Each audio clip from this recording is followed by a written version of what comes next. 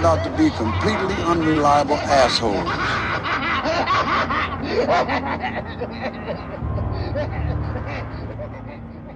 Hello, Tim. Happy Monday to you. Good morning, Ryan. Good morning to you. Thank you. Good morning, good afternoon, good evening to all you listening. Happy Thursday if you're listening to this live upon release day. Or not live, but yes, upon release day. And if you're not listening to it then happy Tuesday, Wednesday, Friday, Saturday, last but not least, Sunday. Oh, and Monday. I gotta say that one too. To you too. I said that to you, Tim, but to our Thanks. listeners. And what are my favorite? What day. are you? What are we listening to? What are you listening to? Episode 134 of Dismembering Horror is what you are listening to. Dismembering Horror. It's the podcast show where myself, Ryan McDuffie, and myself, Tim Aslan.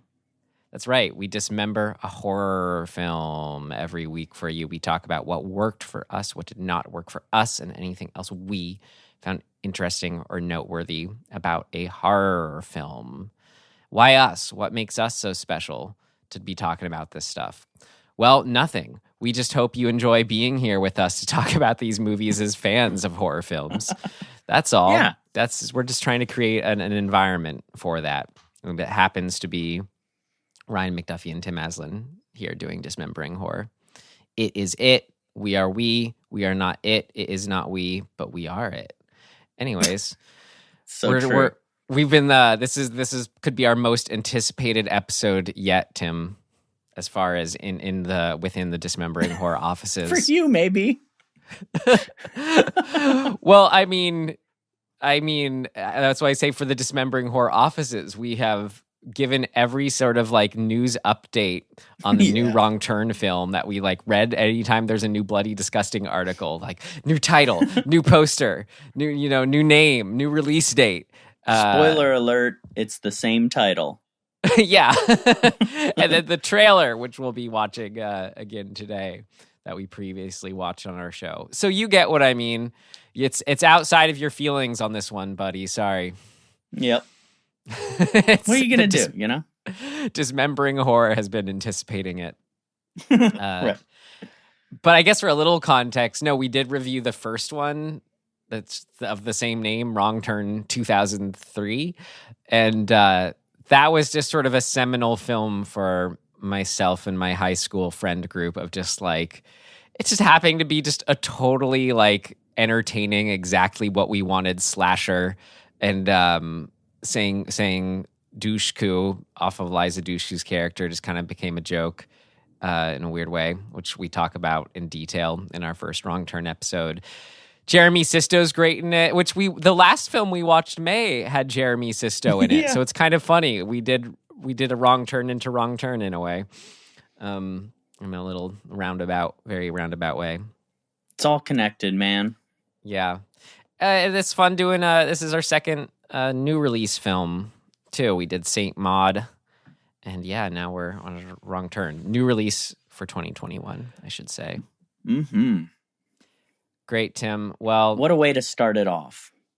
Any other way you want to set up what we're doing here today, or should we just go ahead into the trailer? Yeah, I mean, I think we just need to make note of whether or not the title the premise lived up to the title. As in, did they take a wrong turn at That's any right, point? exactly. Right. We'll find I know. out. I feel like, I guess here's a little more context. Tim and I have not seen any of the between sequels. This is Wrong Turn 7. True.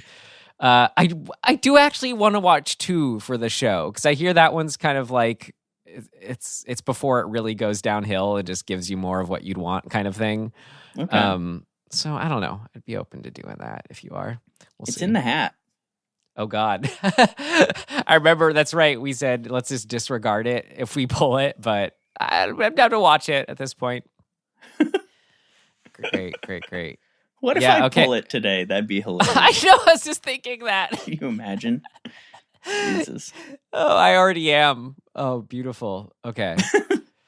All right. So then you're good to keep it going? Always. All right. Here we go. The trailer from 2021, Wrong Turn. Do you know what we wouldn't have found if we would have stayed on the trail? The waterfall, the cliff.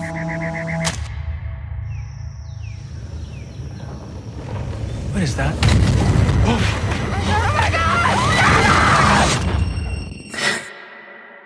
I saw someone. I did. I saw someone. My country 'tis of thee.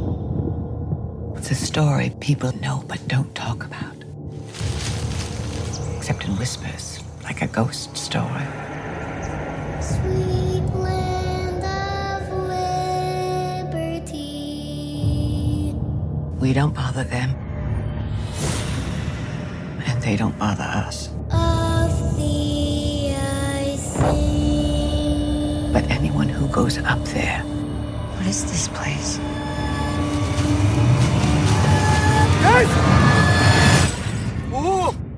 They don't come back.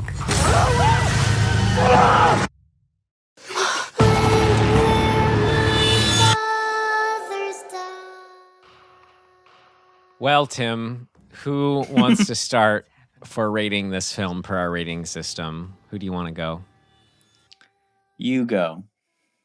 All right. Well, per our rating system, which is would we tell ourselves to avoid it, stream it, rent it, or buy it, I would tell myself to stream it. And I would also tell myself, if it's the me who has seen it talking to the me who hasn't seen it, you will enjoy this film. Well, just know that this film should not be a wrong turn film. And you'll enjoy it much Yes. more. And I there's sort of agree with that. and there's sort of my in summary review of it too. It's like I was able to enjoy it for what it was, but it was quite the tease and not the good way. Like, Mhm. yeah, judge a movie on its own merits, but this I don't think that necessarily applies to this because it was self-aware, working off of your expectations in a way that feels like it was presented as if it was being all like clever, but it's not. So Yeah, I don't think it's clever to be like, hey, we're gonna do this thing, but haha, fooled you, we didn't do the thing, but we're gonna tell you that we know we didn't do the thing. Like, it's just not doing the thing. It's not clever. Right. Like imagining that it was actually cannibalistic hillbillies, inbred cannibalistic hillbillies, like pushing that log over in the trailer. I just get so excited again at the movie that could have been. I'm like, oh man, this looks like a great wrong turn reboot. But we'll get into all that more in our section, what did not work. But so Tim, how would you tell yourself to approach this film per our rating system? Delicately. No, I would say I'm almost a rent, but I don't know. Would I pay for this? I did rent it, by the way. We rented the Blu-ray. It's not, I mean, I didn't hate it. But does it rise to a rent? I mean, rent isn't that big a deal. I think I would say it's still a stream. It's got good stuff in it. Definitely some highlights. Yeah. It really does have some things where I just am like, for as good as the good aspects are, there's just a bunch of stuff that I'm like, ooh, why'd you do that? So I guess I'm a stream. Okay. Like a strong stream. Tim's a strong stream. Great. All right. So next is our summary, Tim. Okay. Matthew Modine's looking for his kid. She went into the woods with her friends. who we should say is Jennifer, who we should say is Charlotte Vega, who starred in another film we covered, The Lodgers. That's right. That's right. I didn't make that connection. Our second Charlotte Vega led film. Wow. Look at that. It's So all Jen, connected, man. Jen Shaw and her dad, Matthew Modine. What's his name? That's right. Scott Shaw, dad. Jesus, what state are they in? I forget now. They're going on the Appalachian Trail. In the other ones, they're always in Virginia. I don't know where they are in this one though. They probably are still in Virginia. Let's just say that because I can't remember. Okay. Anyway, so she goes missing. Matthew Modine goes looking for her in this small town. And we find out that what happened is that instead of getting kidnapped, attacked, eaten, whatever you might expect by cannibal, hillbilly, inbred mutant people, they were actually captured by a community that has been living on the mountain in the woods there since around the Civil War, just before the Civil War. And, they're just living life and collecting hikers that go off the trail. Well, and either, what are they getting out of it? I don't know, but why they're called the Foundation is because they saw, the imminence of a civil war and decided we need to separate ourselves from that entirely. So if all that is just sort of, just upends itself, destroys itself, and if the country destroys itself in a civil war, we need to be the foundation that rebuilds society. And because society always does have its problems, they've always viewed it as they're still holding on, expecting things to maybe go haywire. So I guess so, yeah. They're kind of what's interesting. It's been 150 years. What's key and interesting about them is this sort of like the play between each side thinking they have some sort of moral high ground. Right, so, right. Yeah, that's where. Yeah, that does come into play. This sort of like who's the voice of morality, to varying effect, I would say. But yeah, so all in all, it becomes a can Matthew Modine save his daughter from being kidnapped by the Foundation in the mountains? That's the third act.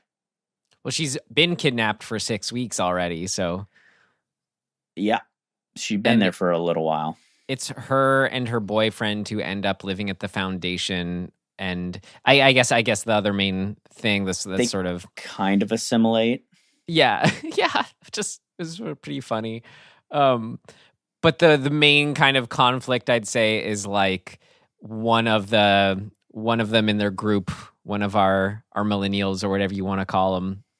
They call themselves like liberals, I think. Yeah. They one of them is just like a total like hot wire. It is basically antagonizing all the locals and all these all the Foundation members this whole time. He brutally unprovoked murders one of them. Unprovoked? See, Tim, we're already getting into the moral quandary of that they present. As they said in the movie, what did he witness? His girlfriend went off to use the bathroom and had to stay quiet, and then his assumption, because these people were wearing skulls, was that they killed her. True. You're leaving out a important piece of information, though. Their friend had just been smushed by a giant log that they're pretty sure was not an accident. Somebody sent the log down the hill. But it was just a log, yeah. But still, you would agree he's a real hot wire. He's an asshole, yeah. I mean, no question. He sucks. He basically he brutally beats in the head of one of the Foundation members.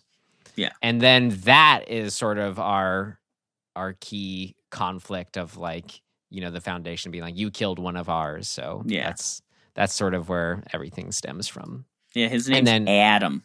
Well, but don't sell it short, Ryan. Where it really stems from is Jen's boyfriend takes a wrong turn off Yep. the path of the Appalachian Trail after being warned not to. Where's our bell? Ding, ding, ding, ding. There's the wrong It's right turn. here. It's right here. Takes a wrong turn off the path to see some Civil War remnants, right? That's right. There you go. Summary. And like Jen submits herself to the leader of the clan, basically. yeah, being to like, that's save her and her boyfriend. Yeah. So that's kind of that conflict going on. Dad Yeah. comes to save the day at the end, and I thought the ending was great, which we'll get into in what worked. I agree. Cool. All right. Well, do you want to get into what worked? Anything else that's Sure. All right, right, great. Here we go. First section. What worked? What worked? What worked for you? What worked for you? What worked for you? It worked like a charm. Smith. What worked? What worked for you?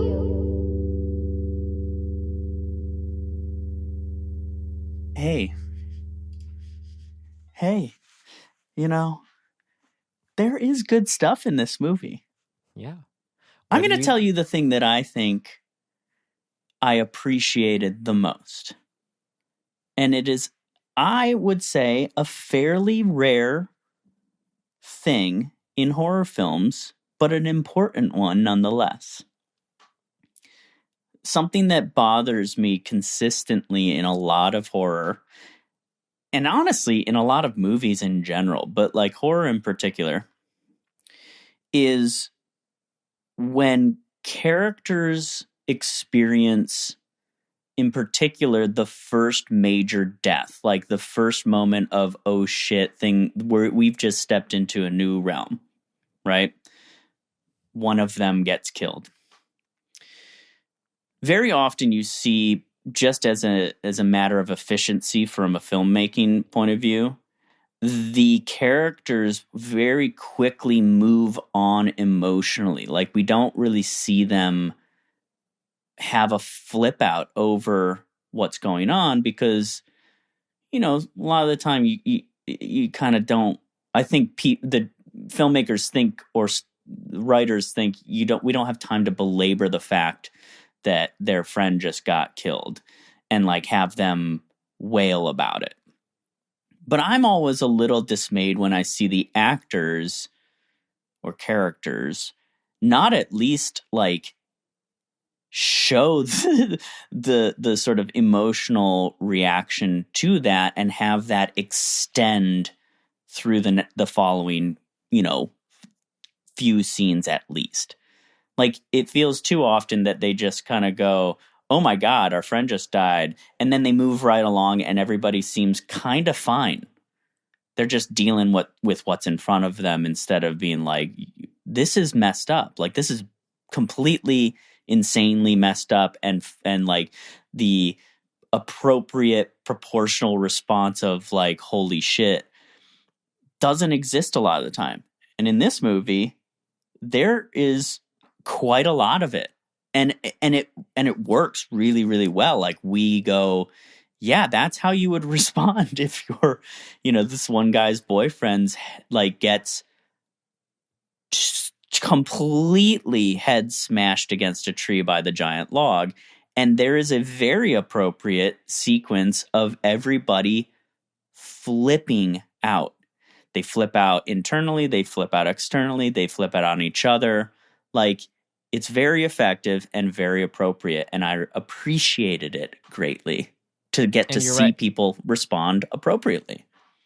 Yeah, and then it's great. I agree, because then we do see, then in every subsequent scene, the character that's really flipping out, we see the continued effects of that too. Right. It's great. Well, you mentioned So, something good else. job, guys. You mentioned did the thing that people tend not to do. You mentioned something else in there, which was great in itself, which was the log smashing the guy's head. Very good. That sequence is great. And Yeah. the head smash is great.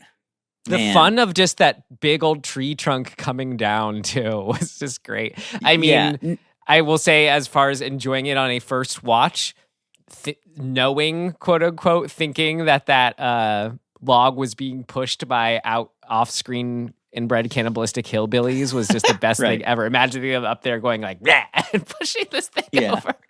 Doobie up there at the top. Yeah. Yeah.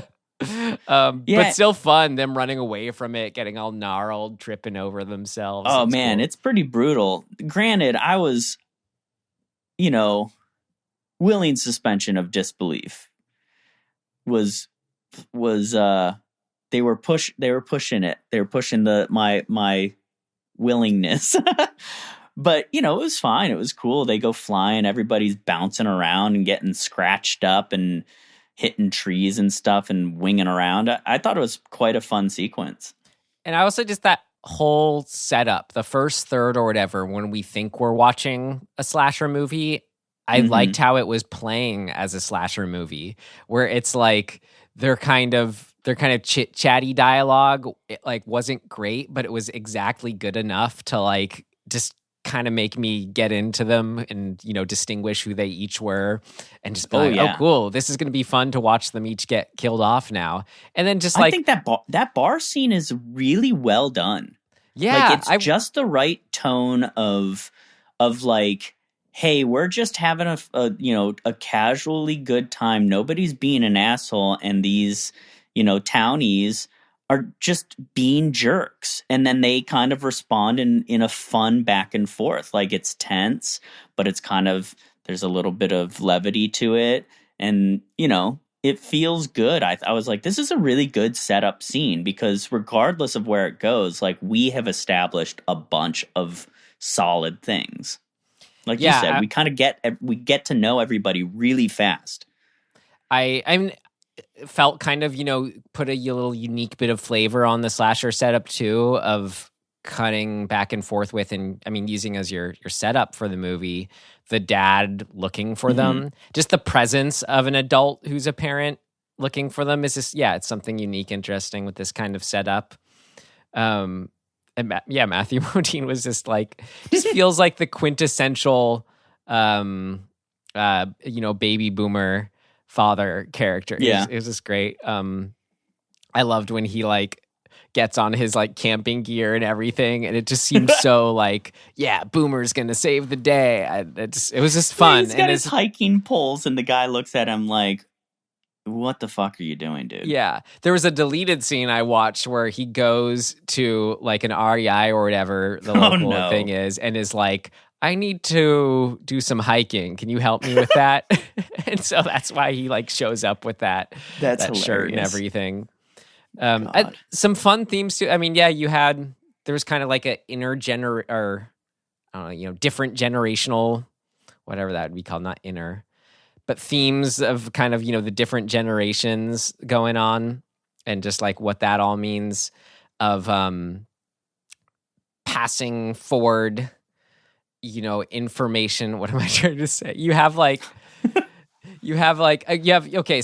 the dad, the boomer dad, seeing the millennial daughter, and then the little girl as a presence, right?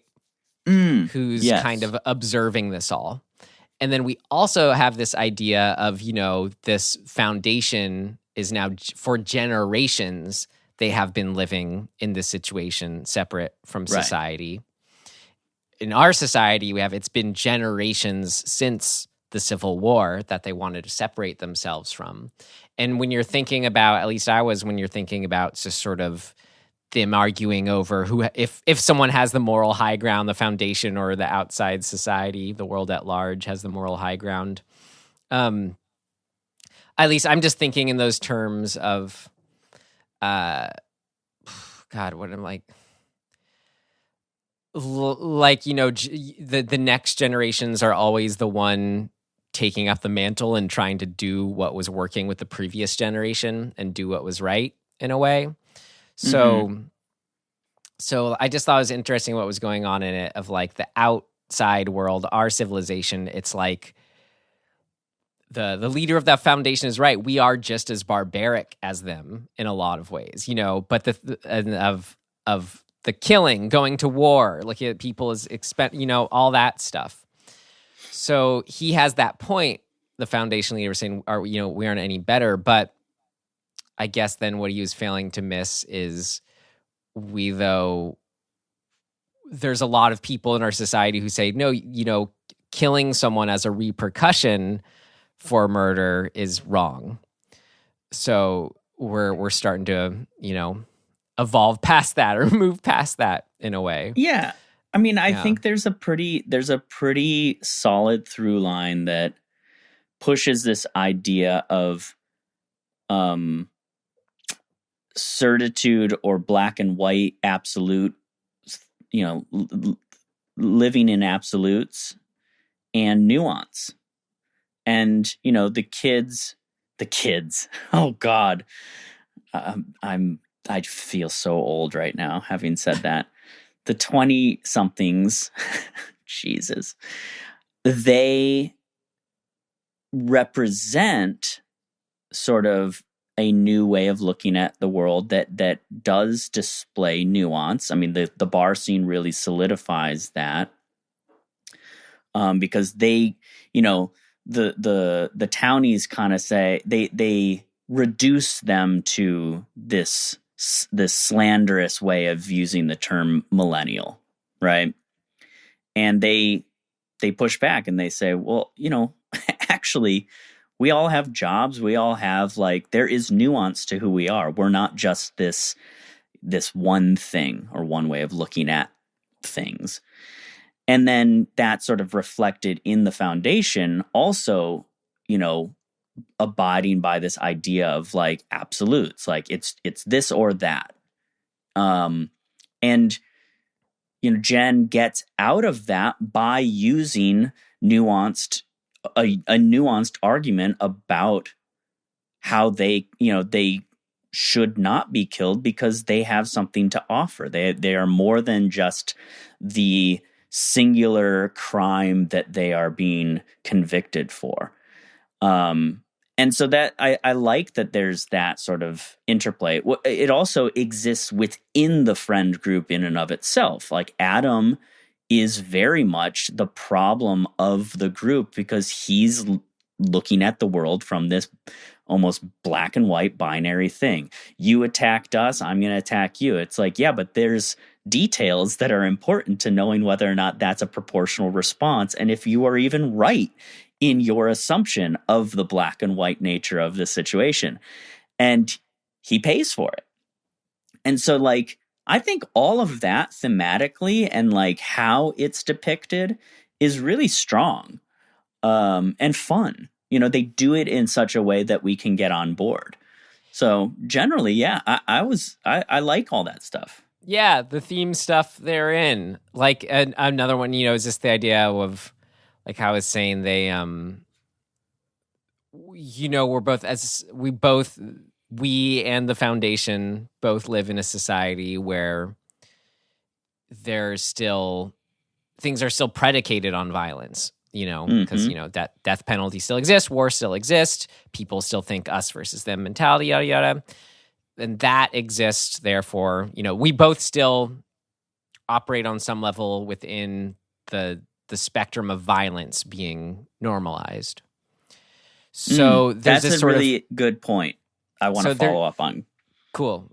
Yeah, so there's this idea where just because the Foundations are the ones wearing skulls and living in nature shacks and stuff that they make, as if that fits them more somehow, the sort of predilection toward violence. But then once we see, no, it's as the imagery of her at the way end, which we'll get to, or just having her at all, Charlotte Vega as Jen, be super violent and intense, her multiple stabbings and against them and going all crazy, to see millennial girl, upper middle class, just release her bloodlust like that. Yeah, it's a kind of a primal.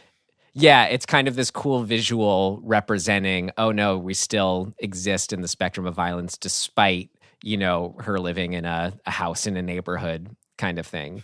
And that's why in that more fun imagery that's playing that is then it's just so much fun at the end too, seeing the main guy, the leader, Venable of the foundation, then dressed in normie clothes, out of his button up. Yeah, seeing him in his potato sack or whatever he's wearing. Right.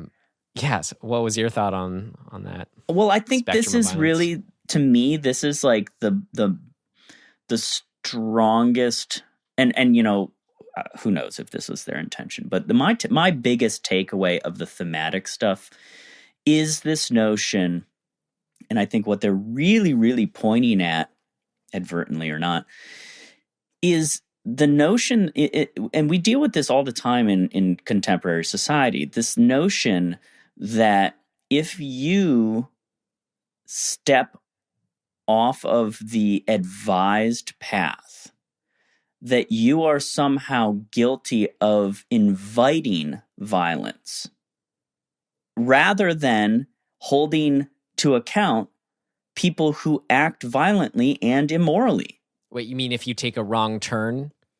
That's right. If you take a wrong turn, it's the exact same idea as saying, well, young woman who wore a short skirt was asking to, like, inviting violence upon her because, men can't resist the urge to be violent towards women if they're showing off their legs, which is utter bullshit. And it's an idea that is perpetuated in our society all the fucking time, and it drives me insane. So, like, this whole movie is essentially that idea. What, because they were advised by people in town to not go off the Appalachian Trail, and if they do, that somehow it's their fault that they invited this violence upon them. No, it's fucking not. Like, get out of here. And this sort of like, now they get a little bit of retribution because the town obviously doesn't like the foundation, but the authorities don't seem to care. They're not doing anything about it, right? Because of their own self-preservation, which is bullshit in and of itself too. It's like permitting violence against anybody just because it's a hard thing to face or to like actually try to deal with is not okay. Well, like, and yet that's a very common thing in our society. It just is. So I think that's actually really cool that it's why I like horror films. When you get this type of thematic, these ideas going on and start pointing at those things, that's exciting to me. I mean, you talking about that and just sort of the idea of, black and white thinking. And I'm just thinking, so right. why are the foundation, why again are they killing these people and stuff? And I remember it's because I don't know if it's explicitly said, but at least what I gathered is that they're treating as you are on our land and like we're allowed to do this because, if word gets out on us, we are the foundation of the future. We can't risk, word getting out, whatever it is. And also just the idea of just like owning land, and this is our land and our right, which that's right. Which is fun, it's fun as like, oh God, that's horrible. It doesn't give you a right to capture and scoop out burn out the eyeballs of these people. But like, we also get some of where they're coming from too.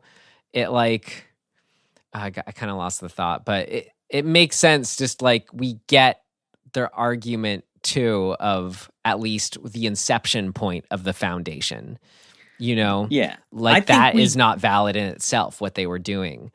Right. I think we get it because we live in a world that perpetuates this idea of proprietary ownership, which is super flawed, right? Like our whole country, it's ironic, right? Which is good writing. Our whole country is predicated on or founded on colonization. This is not our land in any way in the first place. Right. Like, what a fun thing that calls that out, just as if, because like when we came in here, being like, oh, Native American rules, they don't apply to us. That's not real. It's, wherever right. we're coming from. That's the name of God. We're in the name of God, not these savages. So it was really cool. I like that moment in this film when they're being put on trial. And, the guys, the main guy, Venable, he's like, you're being put on trial. We're going to, you got to pass the rule of law. And she's kind of like, Jen's kind of like, or they're all kind of like, what law? This isn't law, though. Law is back home. You're just a bunch of crazy people. But it's just that idea of, no, one isn't. These are just people who decided what their law is. But for each one of them, the law is the law. But then for the ones looking in, it's not. And I love that. It's all perspective, all that stuff that's made up anyways. Well, that's just it, right? It is made up.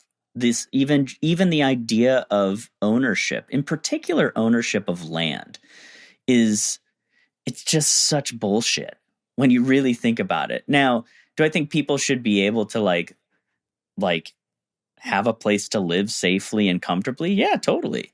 But this idea of ownership of land, and like, if you step onto my land, I have the right to do whatever I want to you because of this other it's this broad patriarchal idea, or maybe even just hierarchical idea of like, I'm above you in this particular situation, so I get to decide the rules. Right. You're on my property, so I have the right to shoot you. Right. It's so inhumane, right? Like, it's just so ridiculous. So there's this really inherent flaw and irony within what the Foundation is saying in and of itself. And I think it's smart because it's very well intertwined. The contradictions and the sort of like, I don't even know what the word would be, but the similarities I guess it's just the complexities of the situation, right? Like Adam, he jumps to conclusions about the situation. Now, is he totally wrong in that, making those assumptions? No. I mean, it's not the best way to go about it, for sure. But like, there is a thread of logic from his perspective.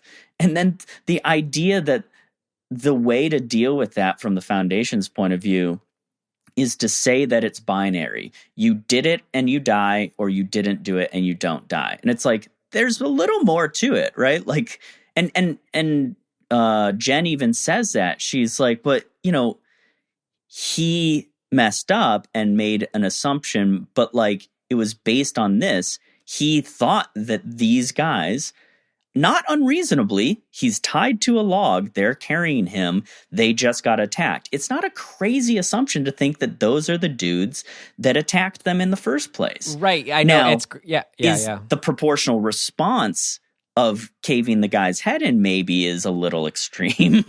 Maybe it is. And it is another example of like what the Foundation is wrongly doing in the first place, which is saying, okay, well, you did this, so here's the sentence is death, no questions. But right, Adam shouldn't have caved the guy's head in, right? Like he snapped to a judgment of, or a, he decided to be the executioner of this judgment without enough information.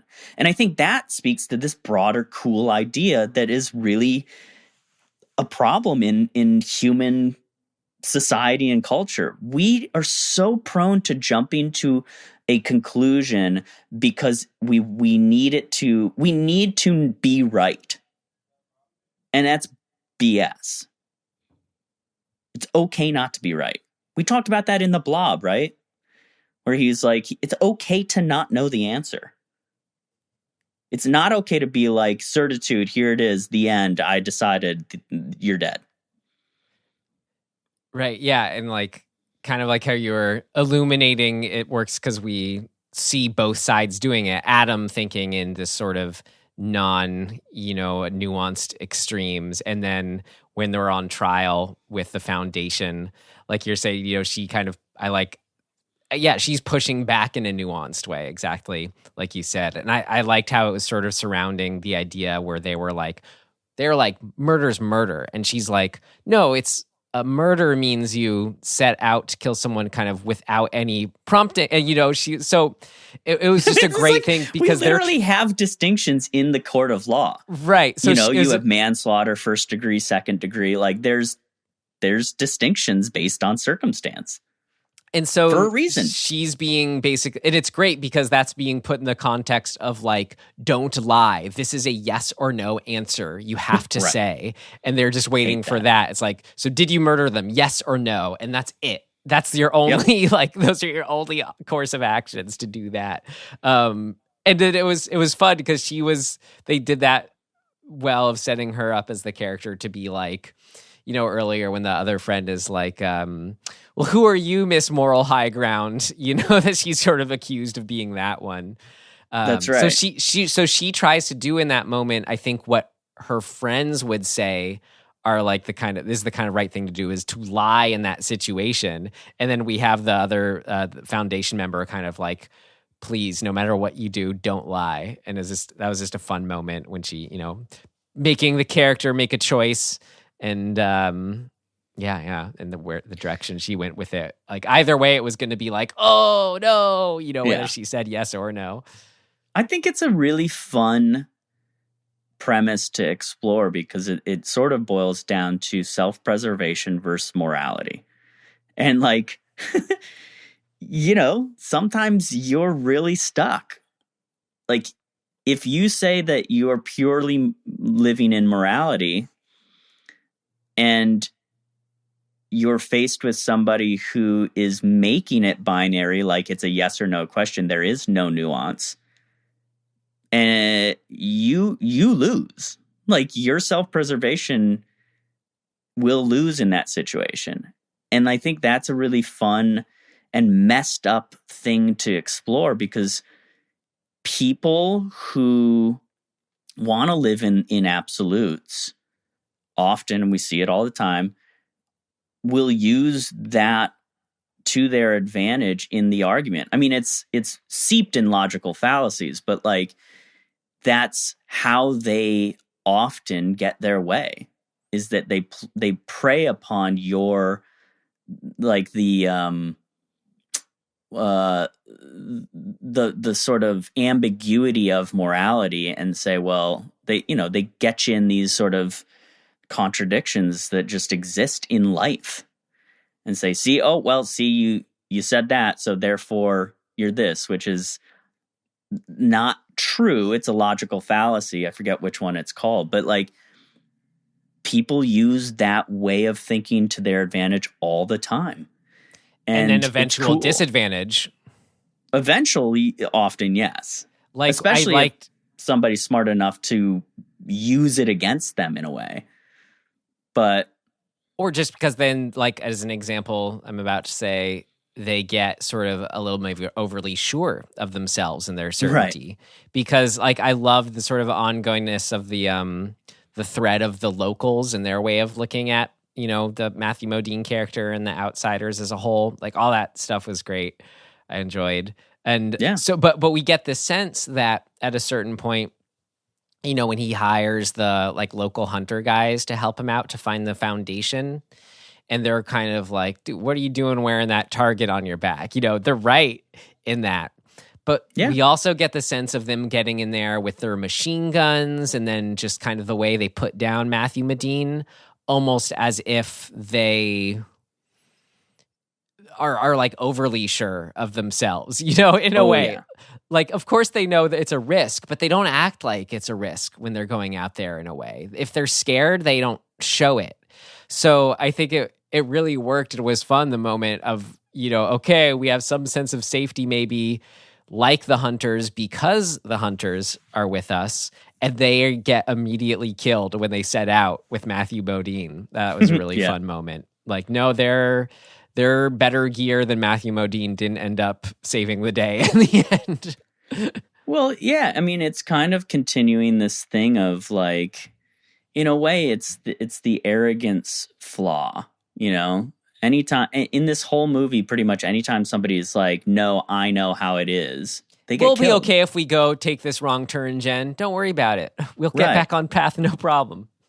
Right. And you know, I gotta say, I think that a lot of this movie really is kind of, or maybe it's just my takeaway, but I felt there was this sort of over arcing commentary on male certitude, like specifically that sort of like performative masculinity thing that exists in our culture of like, you got to be the big dog, you got to be right, you got to be in charge, you got to be sure, you can't show weakness. Like it's all of the problems, pretty much all of the problems stem from what I would call a flawed masculinity or attempted masculinity.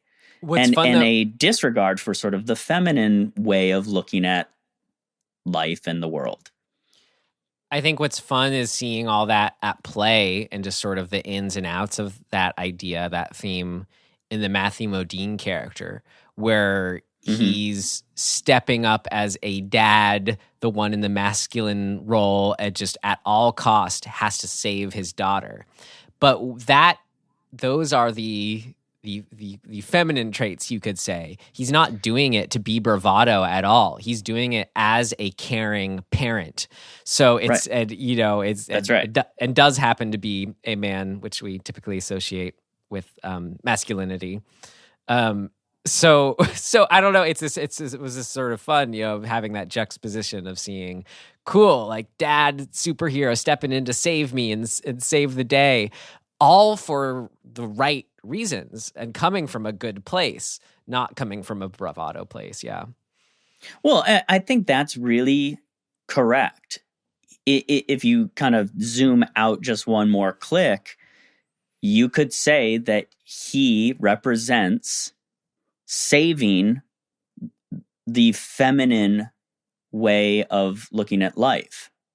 And that is represented in his daughter. She represents the feminine, like, sort of mentality or the strength of femininity. Not femininity. You know what I'm trying to say. How would you say that? I mean, I think it's like the idea that being paternalistic is then the spectrum of femininity, That's right. That so like his character is a representation of protecting that thing and like trying to save that thing from a world that is so like flawed masculine driven. And, that's cool.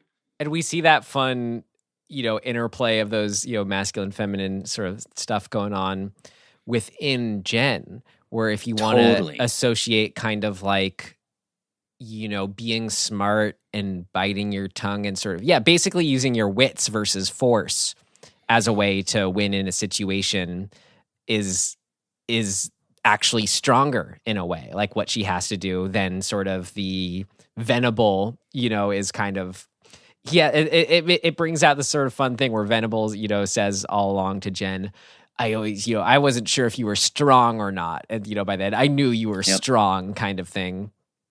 And it turns out she is strong enough to outsmart him with the ending of sort of thinking ahead. Oh, if I try to fight back in the kitchen or in the living room or whatever, the dining room, he's gonna likely kill my family.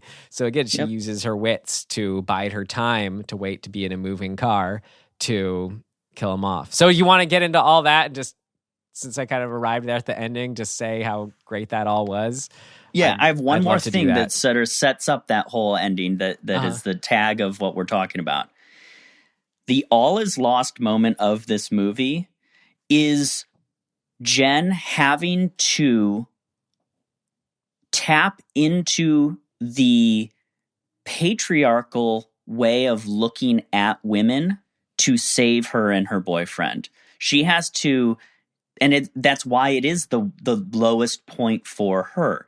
She has to use her body, her objectified, body and the reduction of women to being an object of possession that is made just for breeding.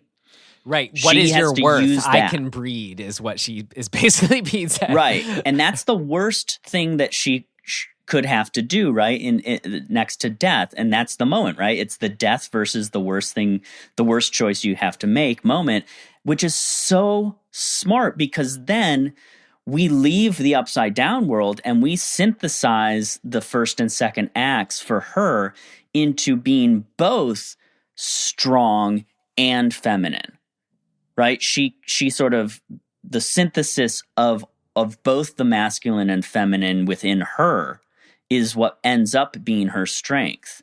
Right? She becomes a warrior. She becomes these things that we associate with masculinity, but she's doing it from all of the strengths and the things she's learned through the trials of the second act to become this new person, which is sort of superhero-ish too. Like, and she really becomes the savior of not only herself, but of her dad. So the flip that happens into the third act is really brilliant. Yeah. Which then we get a really fun third act. Right. I mean, first and all, just the Venable and the little girl showing up in their dining room, months later. It was just Yeah. so much fun. Again, just that visual of him in normie clothes. And then just that tension is so good. Bringing a little girl in is just smart on his part. Mm-hmm. And then just how the rest of it played out too, of like, we get the fun of like that little fight scene, but it totally makes sense. Is like, no, she's smarter than just doing that right now. So just he's like, oh no, that's just her seeing in her head how it would go if she were to do that. So it's just kind of a fun, got to have your cake and eat it too. We got to see that play out, but Totally wouldn't have been good for a character. All that was fun and great. Then, of course, she has this baby, and that adds this whole other element to it. And you're thinking about it. It's so good because like that fantasy, her sort of going through the like, we don't realize it in the moment, but like the fantasy represents a masculine response, right? Just attack. And the result of that fantasy from a masculine response is that, yeah, she might have gotten to kill the bad guy, but her whole family is dead as a result of that way of looking at the world and reacting from that quote unquote masculine, like headstrong, just attack mode. Yeah. And so when she snaps out of that, we realize she has learned, right? She knows that that's not the answer. She's got to be smarter about it and use a different tactic and tap into these other strengths of hers. Right. At least use those strengths to then better enable or the then physical strength. Exactly. It's balance. Which she does in the end, which the end. So that was the end. Now, as far as the end, I'd love to use that to transition to our next section like I like to do, but can I, okay. If that's okay, but can I just back up and just address two other things that worked for me in the film real quick? Sure. Super quick, when we were talking about the setup, first third, feels like you're watching a slasher movie. Just, it just felt so like OG wrong turny that I was wanting, working for me in that sense of the I guess the foundation member, not the cannibal, in a tree disguise where it's like we focus in on a tree and then like the eye opens up like it's wearing a tree mask and a tree costume. Like, God, that was so, but it was fun, silly and fun. Exactly what I was wanting from this movie. And then there's of course, bunch of fun moments. Yeah. Just those little, again, like the more slasher kind of moments, I'd say, when you're thinking we're watching that movie. But then I got to mention, just because it's always so horrific, their cave filled with, I guess is it blind, deaf, and tongue cut out? Is probably is what I get. Seemed like everybody had their eyes taken out. Yeah, it was definitely, they all had their eyes burned, but he says right before they do it to the guy who's within our group, they say, see no evil, hear no evil, speak no evil. So that made me think they were getting rid of those 3 senses. And that's how it seems like they are in the cave. They seem like they don't hear her. They seem like they don't, they can't sit talking. But then that was just so great to have the one guy in our party and see he's like in the corner eating a rat, completely lost his senses. Like just it's so horrifying. And her shooting him, it's like, I probably want that if I were him too. Like thinking of just living down there eating rats for decades. I really, really like the whole final, sequence. The Matthew Modine getting there, the like him being captured and then her breaking him out and getting out of there and the fight that ensues. Like all of that stuff's really fun. It cooks in a good way. It kind of, like it's exciting and tense, but like, we get the nice little sort of what would you call it? I guess wraparound of the townie guy who says the reason, part of why he's out there is because of what they said about his eyes being yellow, and he had it checked out and he's got like liver disease or something like that, and now he's going to live longer because of them. And so it's a fun little wraparound and justification for him to come back out and actually kind of save them. Right, or at least her saving them. Her doing the nice thing to him, being the bigger person to give him medical advice is what saved her in the end. Which again is a representation of these more feminine traits, right? Like compassion, concern, like, caretaking. Those are traditional feminine sort of qualities, and it ends up saving her or them in at least one moment. So it's good. And then the horror in the opposite end of the spectrum, I loved it so much when they like at the end there in that whole scene you're talking about when they fall into the ravine and you have the one kind of like crony guy from the Foundation. He's like sneaking around the corner and he says, this is my favorite line in the movie. He goes, I can smell your juices. Like, oh my God, yeah. Ugh, right. Gross. But again, it's reinforcing this same stuff, this masculine versus feminine stuff. It's really good. This should not be a Wrong Turn movie. It's better than that, and that's not to disparage Wrong Turn, but it undercuts this movie by branding it, I think. Well, that's a perfect transition to our next section. As is, though, I did want to transition by saying, yes, the ending, that long take of her, it's a great ending. Yeah. Where she's already kind of explained it, but she's let herself be captured by Venable again and the few other guys he brought with him, the little girls there. But then she attacks them, off screen. It's all one shot, just seeing it from the outside. Crashes, the trailer crashes, RV crashes. She kills them all. It's brutal. She gets out. She stabs the ones trying to crawl away. And it's her and the little kids. Her and the little kid walking away.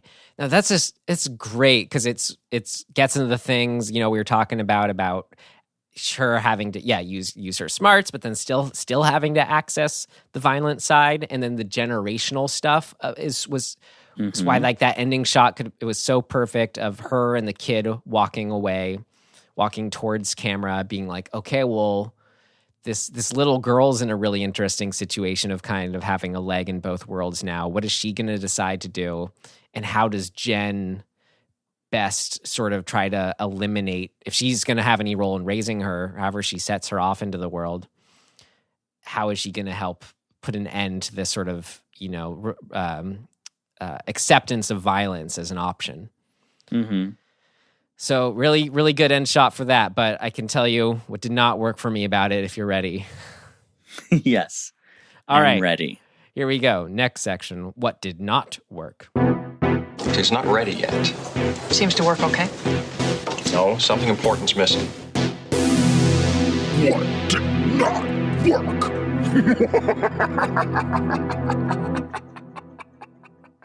They should have used it as an actual last shot and not played the credits over it. It totally undermined the moment. You should have had it so it like actually plays out like we're still watching the movie, and then just cut sort of, you know, once they've started walking towards camera a bit. It's like it was an inspired moment how they came up with it. They sort of came up with it like last minute, and maybe some of that uncertainty there on their part, if it was going to work or not, just make, we'll just kind of make it a fun kind of thing. No, but it was good enough. You should have actually made it the ending versus this weird like pseudo tag. I don't know, but that just what killed what could have been so great for me. It was unfortunate. I think the branding of this movie as a wrong turn movie led to harmful decisions like that. Right. Well, bear with me on this thread. I was just on our friends over at our friend's podcast over at Retro Reviews, and to review the Super Mario Brothers movie. And, you know, and he couldn't help it. I'm a huge fan of it. And Peter on the show kept asking me, like, you know, he didn't keep, but he asked a couple questions that were like, well, how did you get this from the video games kind of thing? And I'm like, that's at a certain point, that's not what this movie is at all. It's like, what's so cool about the Super Mario Brothers movie is like, if good ideas are just sort of a presentation of like what ifs, you know, and just sort of then exploring, pursuing that direction or that world, that situation. The Super Mario Brothers movie came about because they just sort of got the idea from thinking about, okay, so 2 Brooklyn plumbers and then, you know, something with dinosaurs. Oh, well, what if there's this other dimension where people evolved from dinosaurs? And then that was their jumping off point. And then what they were so smart to do, why that movie works so well, is they just didn't care about making anything Super Mario at that point. It was just the pursuit of that what if, which is so cool. And then anything that was Mario related was just kind of in names and kind of nods and just like whatever things that are ancillary. So that's what this movie should have done, is like the filmmaker, the director, he said, you know, he read the script, and he loved the twist. It usurped his expectations, It's not a wrong turn movie. They should have done is then just use that as that jumping off point for this what if of like, okay, that's a great setup with these people called the Foundation. Call the movie the Foundation. My thought exactly. The movie should be called The Foundation and have nothing to do with the wrong turn brand, and we would have been fired up about it. Yeah, and anything that they tried to do to kind of like be self-aware about that decision, it just did not work. Like the worst line in the whole movie. Wait, say it, because I think I'm thinking the same thing. Oh, your brother wants to watch a movie tonight. Yep. No, he says the brothers want some cannibal hillbillies exploitation movie or whatever. Yeah. And she's like, again?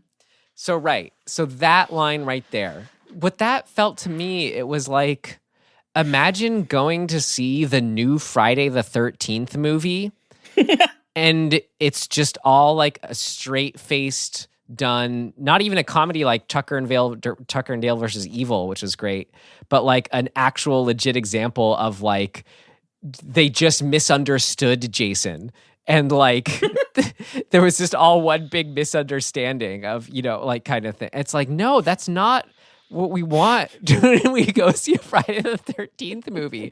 It's like, what do you, and then you're having a character in the movie make fun of Friday the 13th movies. Like, what are you doing?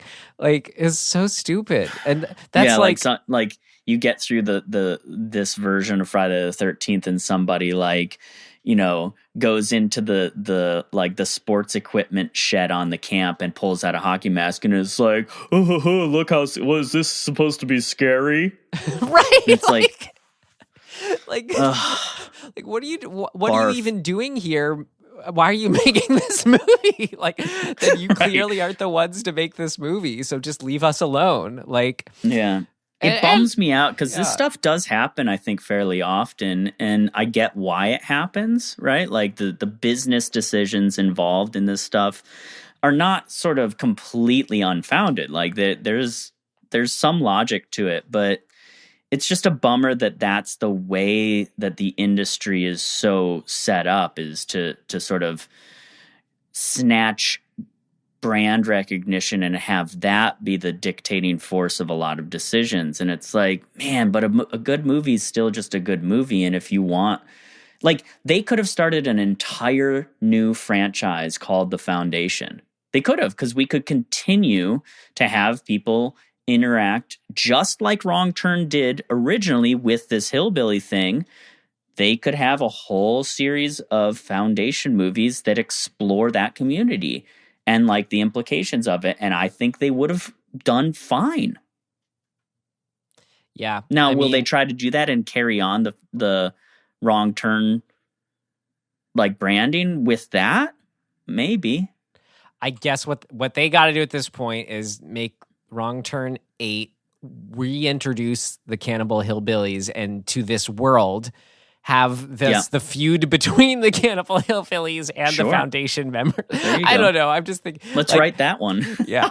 I mean, that's, even though it would have been bloated and weird if they really both had to, if they were that in love with the Foundation idea, but had to make it a Wrong Turn movie, even if it could have probably been bloated and not worked, but I still would have rather just had them like try to shoe in some, Cannibal Hillbillies somehow. But it writes itself, Ryan. Think about it. The Foundation is insular within their own community. Therefore, they would be inbreeding. Therefore, they would have these sort of like what do you call that? Like when the result Midsommar, of inbreeding. That's right. That's right. Has, and so you would end up full sight. circling back around to the sort of mutant hillbilly thing, and then you create the rift between the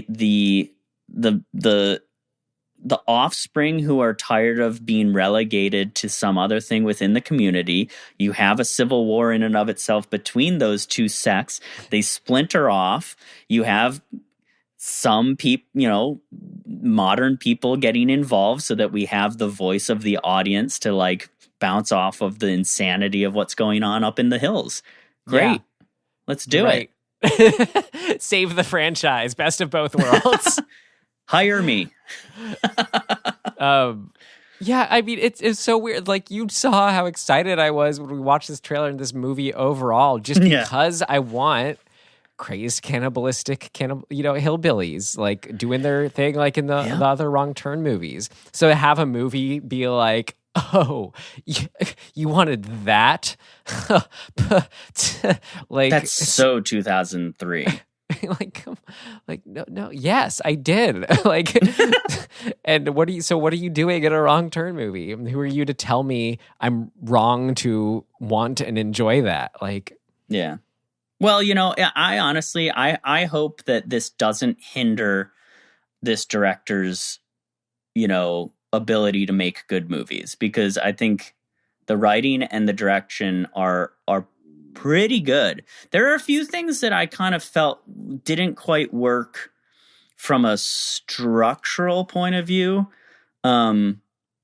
It's so the intercutting of the Matthew Modine dad's story and a couple of moments within that story that I think we're trying to like illuminate more about Jen as a character, they felt clunky to me. I don't know if you had that impression. In particular, there's a moment when we're also jumping back and forth in time a couple times that I think just you didn't need to do that. Like it just was unnecessarily confusing or convoluted. And so there's one conversation that Modine has where he calls home, or I'm sorry, we cut back to earlier in the timeline when he's at home and he's trying to get in touch with Jen, and we get to see this sort of little family dynamic,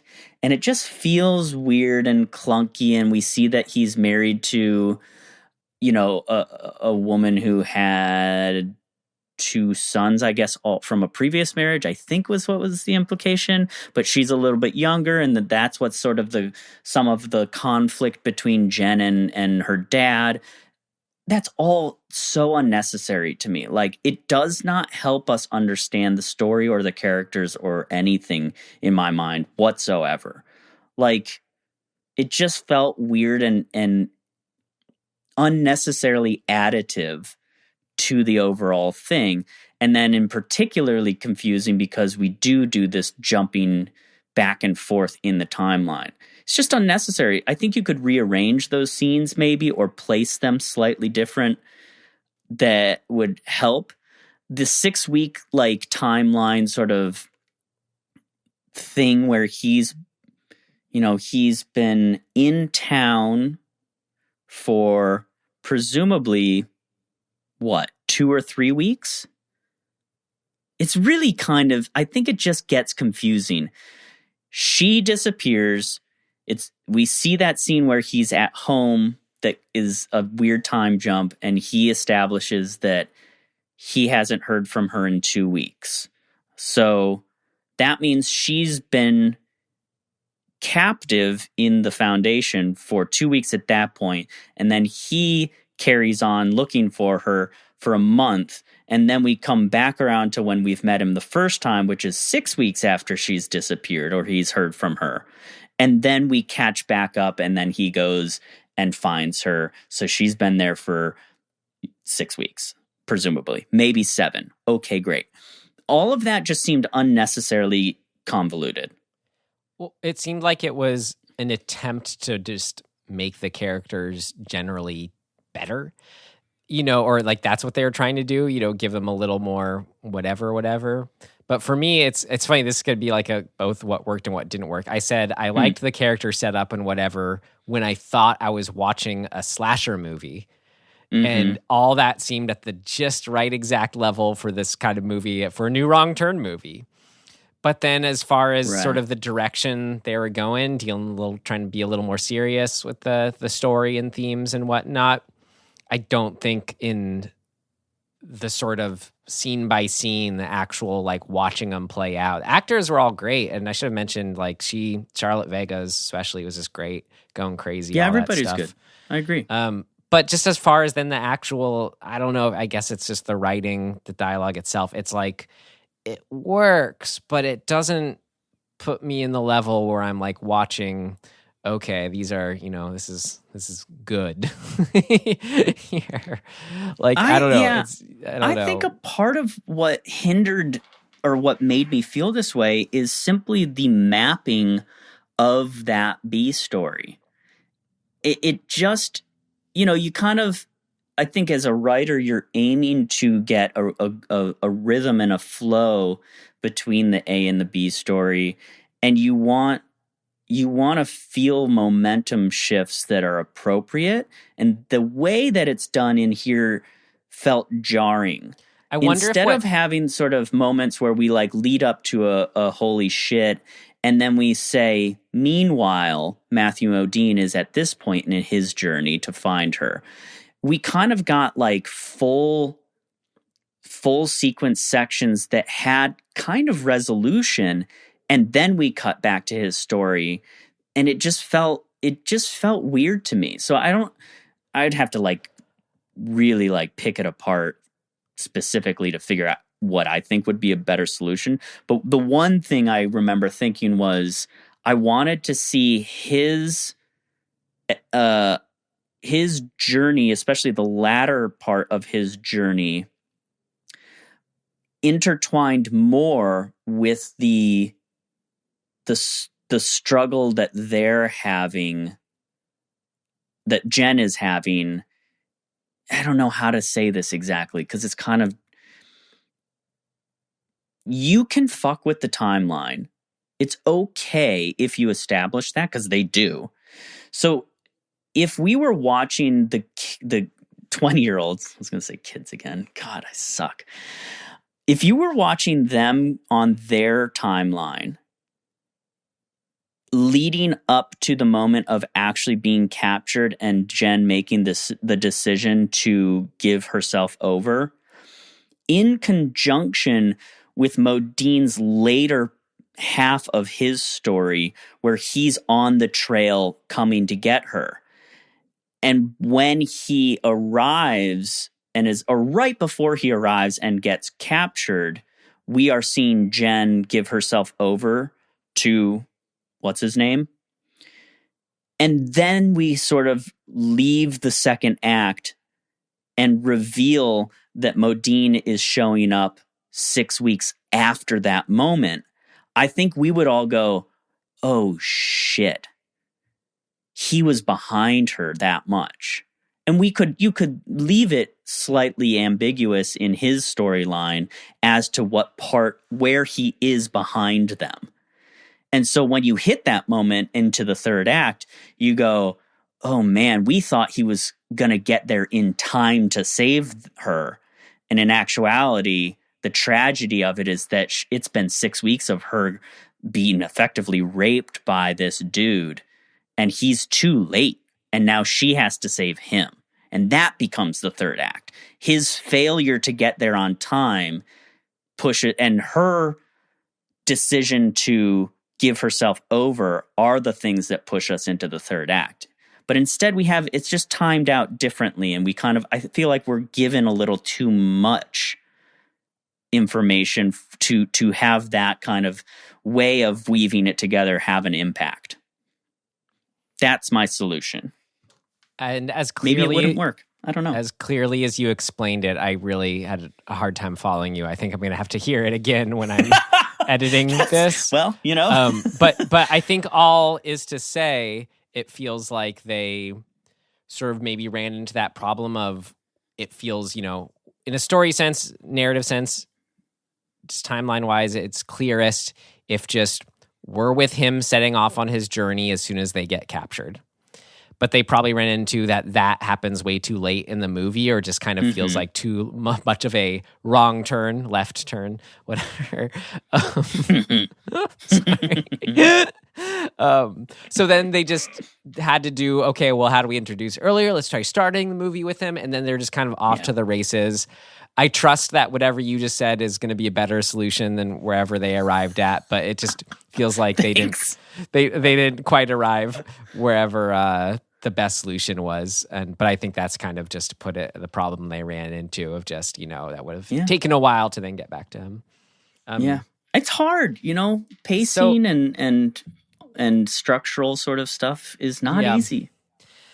So it sounds like maybe this didn't bother you as much, but like Adam, if he, it's cool how, you said, I like how you put it as far as he represents this sort of like the side of of our Western culture or whatever you want to call it. That's still, saying, oh, well, you gotta, what does he say? So, I mean, there's just someone they can't see standing by their car. That's all they know. So his response to that is to throw a glass bottle at him, yell at him, and then he's going off and he's referring to these people as like crazy backwoods white trash fucks. Like he's calling them like all that stuff. Mm-hmm. So I'm sorry, but it passes over into believability, because if his friends are as likable as they are, they wouldn't be friends with him. Right. So there's that aspect, and then just making it that extreme too just then makes the nuance of the exploration of the idea of like, you hear the filmmakers talking about and they're like, oh, well, we want to show, it's not, who's really the bad guy here? Oh, who's really guilty here? And I'm kind of like, well, of course, if like Adam is, that's not nuanced in that sense. Like it's easy to say that he shouldn't be calling these people these things and throwing glass bottles. I mean, is that really that revelatory at this point? I don't know. The movie just kind of identified with Adam too much in that sense. Or maybe it's more just feels like it's personal, as if it's like, it felt like the movie was has a lack assuming of remorse at the, like, he only has remorse at the last moment, and I think that that's a little bit of a mistake. Well, it feels like the movie was assuming that I'm someone who is on his level, or I was accepting his violence outrages as being normal. Right. So I would be all surprised and looking at my own self introspectively as maybe I shouldn't call people crazy backwards white fucks. It really felt like the movie was, that's the best they were assuming of me. Maybe they thought they were speaking to a different audience. I don't know, man. But then that sort of didn't help at all. then this is where I say maybe this sounded like it's a little different for you, but then once we got to him killing the foundation member, that sort of sets us off. I'm sorry, but I didn't buy that escalation. Like, yeah, as you pointed out, maybe you could kind of, understand the misunderstanding because they got hit by a log. One of them technically died. He believed that it's really critical, though. Here's why I'm not completely against how it plays out. We've established that he has this sort of hot-headed personality, right? And I don't relate to it all, but right. I don't either. But we've also established something that I do relate to, which is he believes that after his first friend got killed, that his girlfriend was also kidnapped and potentially killed. He does not know she's alive in this moment. And he has jumped inappropriately so, but he has jumped to the conclusion that these people killed his girlfriend and also are going to kill him. He got sucked into some weird chain tunnel trap thing. That's pretty extreme. And so I could get on board enough to be like, okay, it's a fair assumption that they're trying to kill him. But those traps, only because we are watching a Wrong Turn movie do we think the traps are for people. And they're a reflection of that. That doesn't make sense at all. Their only assumption should be with those traps is that they're for animals, which is what they turn out to be. So it's like a twist within the movie, which is supposed to be presented to us as reality. That it's actually not for people like you think because you're watching a Wrong Turn movie, turn to camera, wink at audience. It doesn't work at that sense. And all I can say, I think it works. But that fundamental misunderstanding on his part actually helps. Yeah. So outside of just him, and I don't know exactly why, but all I can say is for that to have worked for me, I would have needed to be legitimately surprised when the girl's still alive and walks out. But yeah, there's in a way order to buy that. Yeah, so that's all that needed to happen, because right before she walked out, I'm like, well, she's gonna be. I know she's alive. I needed for the movie to do what it felt like it was trying to do. I had to be just as surprised as he seemed to be, but instead I was just mad at him, and this is ridiculous, and I'm not invested at all.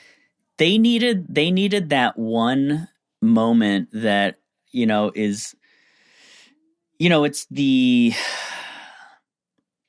the assumption flaw sort of moment, which is they get false confirmation that she's dead. And we need to see that. So they need to, whatever they're looking for, they need to come across her glasses and see that they've got blood on them, or something that she possessed, or a body part that they can make a valid assumption is her, but is actually not. We needed that little extra confirmation or flawed confirmation that she's dead for us to really get on board with that state of mind. Otherwise, when he hits the guy over the head, why didn't the two other dudes just jump him and go, okay, enough? Or Tim, if this was our version of the movie and there were actually also crazed cannibalistic hillbillies, we see one of them, so we get how they assume that they are one and the same, and which we would assume too. That was what I thought was going to happen. I was like, ooh, they're gonna actually attack these two, and these two are not going to be the culprits at all.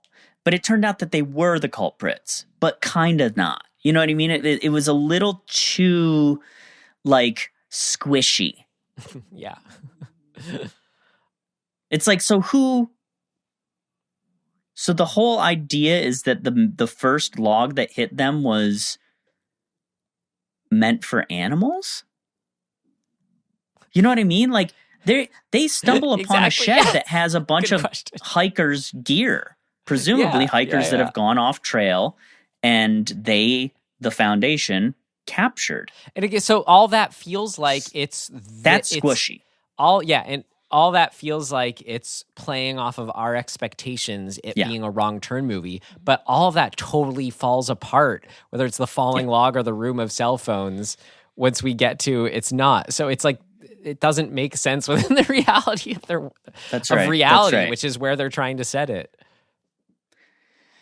Yeah, that really is a mess up. Again, just the trappings of having to make it a wrong turn movie and then not dealing with that more, I guess. Great. Yeah, it's almost like I'm trying to think of another way in the story that you could kind of justify that like barn that has all of the stuff that's left behind. Well, if there were also the crazed cannibalistic hillbillies. So that's one way, right? I think that's a valid way, and I kind of thought that's where we were going. We didn't. Or like they say in the movie, they're like, this is a lost and found. What if it literally was, where if anyone came looking for stuff, it's just all conveniently the Foundation is like, we don't need these. Here's if you're looking for. No, but that wouldn't make sense right. because then that's evidence. They close the door and it has a sign on it. It's like, if you're looking for your stuff. Yeah, no, we gather they are trying to hide evidence of their existence. So I think what you could have done to sort of push this idea of the Foundation and the presumed upside or moral upside or like justification for that community existing is have somebody call it out and be like, hang on, you're trying to say that you tied our friend to a log, you're wearing skull camouflage outfits, you're taking him bound somewhere right by a barn that has a bunch of other people's stuff. Like, you can understand that looks pretty suspicious, right?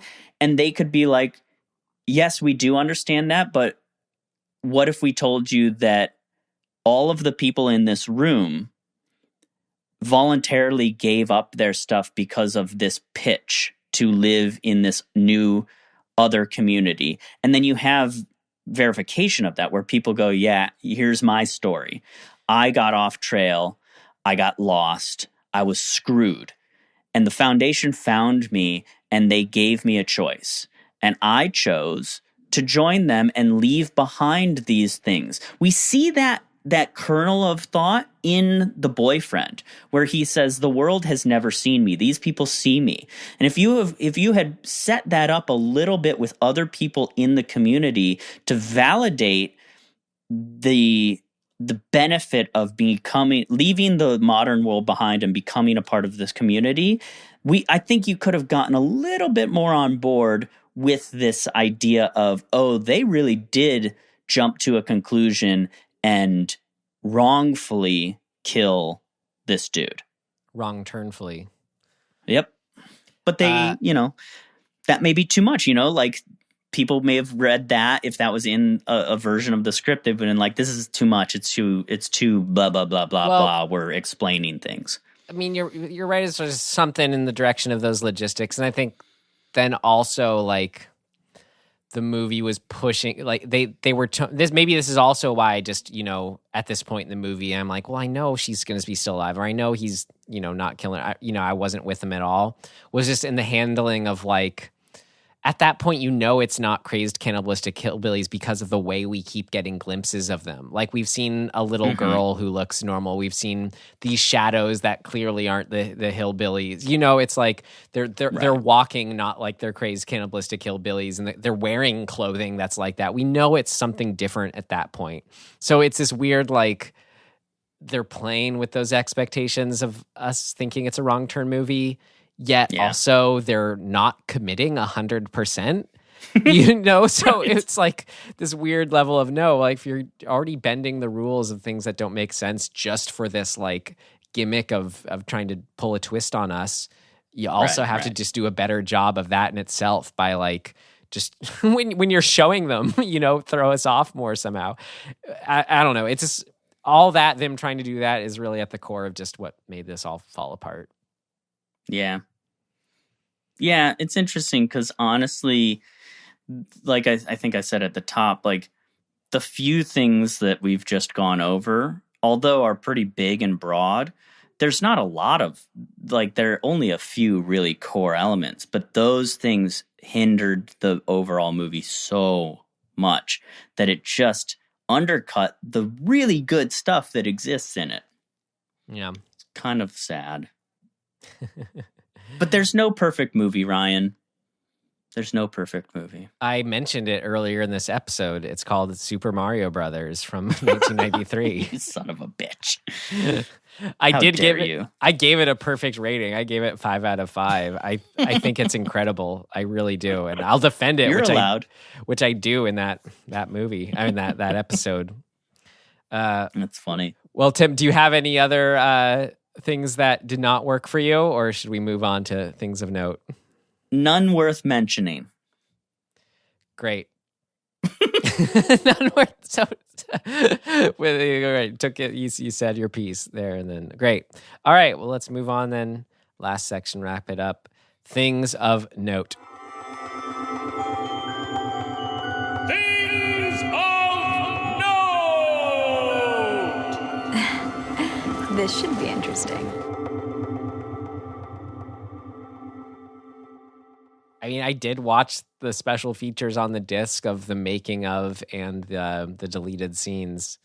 And what was interesting, I feel like I already mentioned, which is just that great ending they came up with kind of really last minute. It sounded like how they told the story there almost on set or something like that. Or anyway, that last thing that, the director, co-writer, they just got really excited about that when one of them had the idea for it. And that was cool. Moment of inspiration. And yeah, the deleted scenes, nothing huge, but I the one I enjoyed the most, I told you, which was Matthew Modine going to the hiking store. That was funny. And then there's also, when he meets that one sheriff, we didn't talk about him, but he has that scene with the sheriff. There's like a whole lead into that where he arrives at the police station and like it seems like no one's there, and this one other cop just kind of pokes his head around and is like, well, what do you want to see the sheriff for? Just give him a little flack, making it a hard time. I see why it was cut, but so getting right to the scene with him, but it was fine. I don't know. Yeah, I don't know. I didn't really get too much out of the making of, except everything that we kind of, I'm sure you would surmise about their intentions of being excited about your expectations that it's a wrong turn movie and playing against that. Yeah. That was definitely the intention. That was definitely all very deliberate. Yeah, I mean, I don't really have much to say with it that hasn't been said already. The Charlotte Vega thing, I now realize that's a cool little connection that we watched a movie with her before. I don't know. Nothing crazy. Well, you know what I was going to say, actually, one thing about Mike P. Nelson, the director, is that thing that says, like, from acclaimed director in the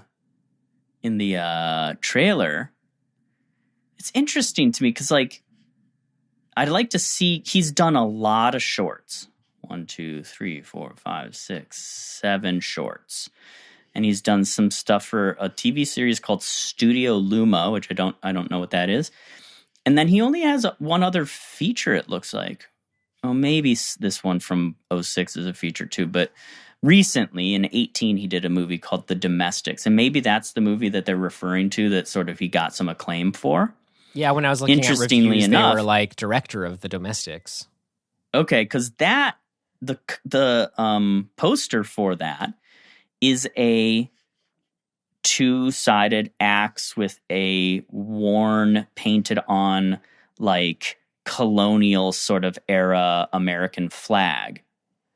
So there's a part of me, it has Kate Bosworth in it, and Tyler I can't remember how you say that, Hoechlin or something like that. Those are good actors. So maybe, it makes me wonder, maybe I'll just watch that movie to see what the deal is. But that poster makes me feel like it has very similar themes to this movie. And so I wonder what the thread is. Like, why did the Wrong Turn people go, ooh, this is the guy for us? Or did he find them somehow? Yeah.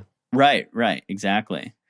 different writer, because he wrote The Domestics, it looks like. Well, it's the writer. Here's a thing of note. It's the same writer as the original Wrong Turn, Alan B. McElroy. Oh, that's interesting. Okay. Okay. Who wrote... All right. So whose Alan screenwriting probably debut, saw The Domestics. His screenwriting debut was Halloween 4, The Return of Michael Myers. Interesting. Okay, well, take that for what it's worth. That's cool. Great. I'll watch The Domestics if I can find it, just to see what's up. Well, you still haven't seen Parasite, so I hope you watch that first. I will be watching that next week. Great. With Britt. I mean, that as an example of, I'm sure there's lots of great movies out there you still haven't seen. Yes, there are. Do you want to recommend Dead a couple?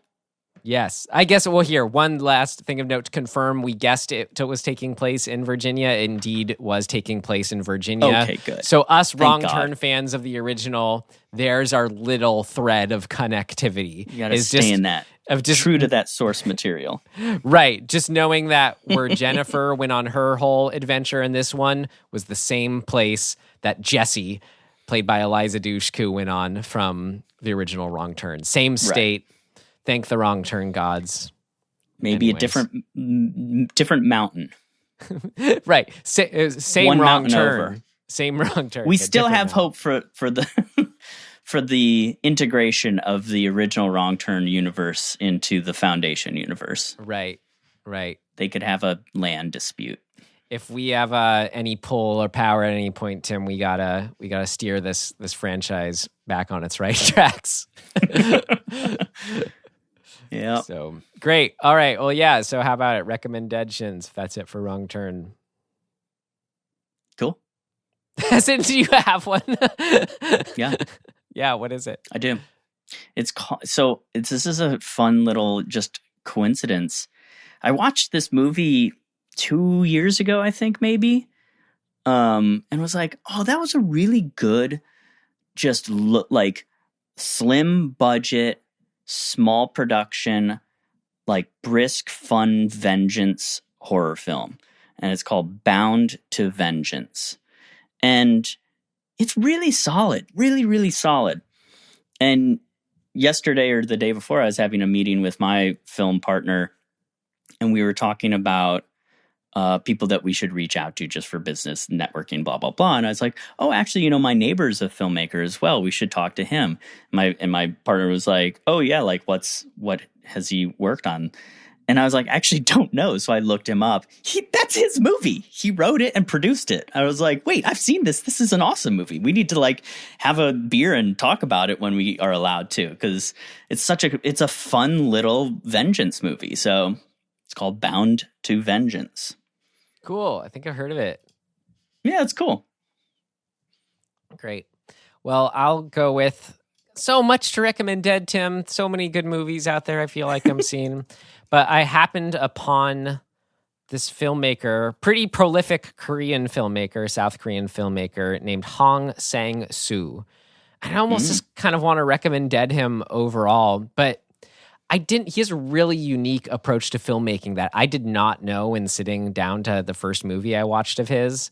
But I guess to spoil it, it's basically he writes the scenes they're going to shoot that day in the morning that they're going to shoot them. Oh my God. So it's just this constant discovery process where he tells the actors, but he wakes up at 4, starts writing, tells the actors by 9 if they're going to be in the scene or not, but basically writes it around the actors and locations that are on standby. Wow. But he says, that keeps it so there's something real and fresh and spontaneous about the dialogue itself. Hey, it's a nice reminder overall, you're trying to find your method as a filmmaker. The sky's the limit. Your toolbox is just huge on as far as what your actual approach and methodology can be. Not saying do this, but hey, try it. If it sounds cool to you, I don't know. So it's just a neat reminder of that. But the films, even before knowing that was his method, the first one I watched, I was just so taken with, and then had to just, when I was going back to the video store, rent the next one. So the second one I watched of his is called Right Now, Wrong Then. I think I liked that one a little more, maybe. I don't know. I love them both. On the Beach at Night Alone is the other one I watched, which I loved that too. But I don't know. I'll just, because it's the second one I watched most recently. Right Now, Wrong Then. I'll make that my official recommendation. Cool. Yeah, just, oh my God, just, it's like people just sitting and talking in bars on beaches. It's like, that's all it, but it's just super engrossing. It just really scratched this right itch I had right now. I got really sucked into the filmmaking and the films. Well, that's and good. it's the actor Kim Min Hee. She's I knew her from The Handmaiden. She's like in a bunch of his movies. Oh, she's just so good. I really love her. So there we go. Right Now, Wrong Then. Director Hong Sang-soo. Sweet. Tim, well, cool, dude. You want to pull from the hat and let us know what we're watching next week? Oh, yeah, I do. Here we go. Maybe it'll be Wrong Turn 2. Please. Nope.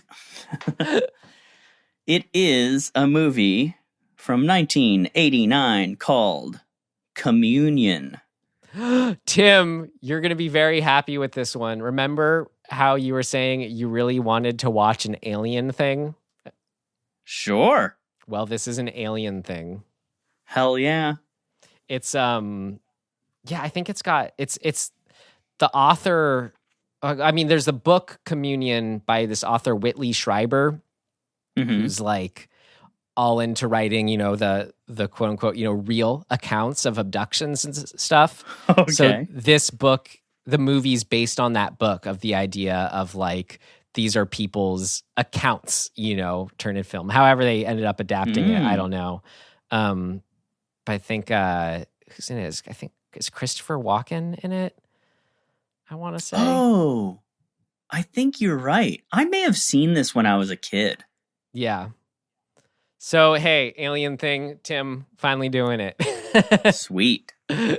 Great.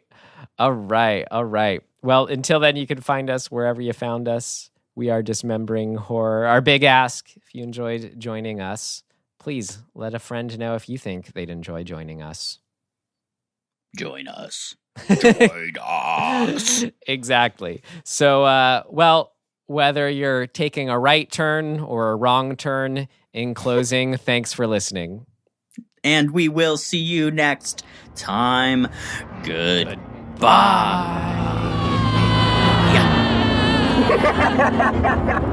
Bye.